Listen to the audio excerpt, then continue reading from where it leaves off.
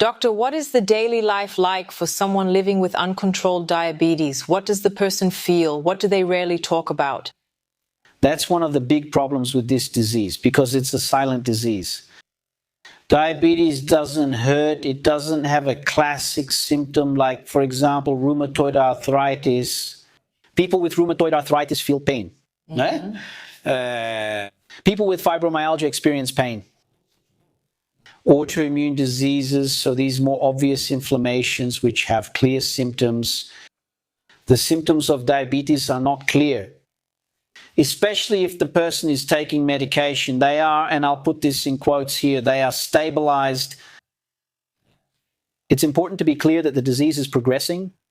A person who takes medication and only takes medication and does nothing else, the disease may seem stabilized, but it keeps progressing. The glycation process keeps progressing, damaging tissues, damaging arteries, and damaging microcirculation. Vision gradually gets worse, the kidney starts to fail, and impotence develops over time because microcirculation is affected, so the disease keeps progressing. But there are no symptoms, of course. That's the problem with people who have diabetes, not treating it properly because there are no symptoms. Maybe the most noticeable symptom of diabetes is weight gain. So we're talking about diabetes. Type 2 diabetes, but people also need to understand that there's type 1 diabetes, which is when the patient is born with diabetes. It's a genetic issue. They were born with type 1 diabetes.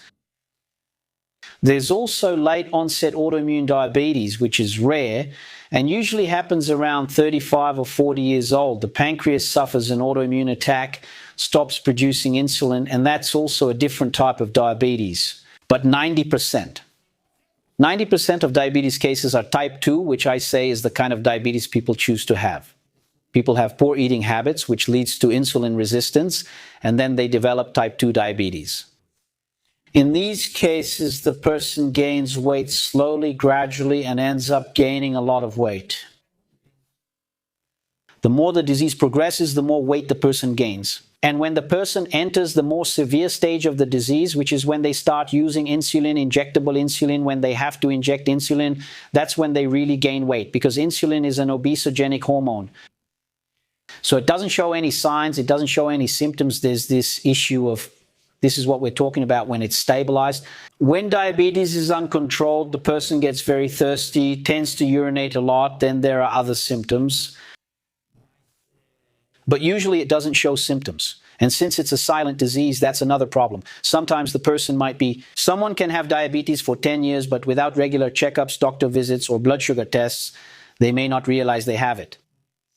And then it gets worse and progresses. And then you mentioned some signs. Is there any that people who haven't been diagnosed yet tend to ignore, right?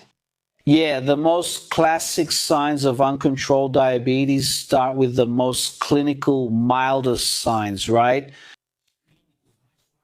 The person starts urinating a lot, so they're sleeping and get up 3 or 4 times at night to urinate. It's the body trying to get rid of the excess glucose.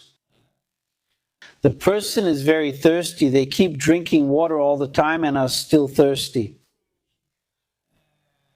Weight gain, depending on the type of diabetes, but it can also be the opposite. It can be a very rapid weight loss. This type of diabetes I mentioned, the late onset one, which is autoimmune, the person starts losing weight very quickly, very rapidly.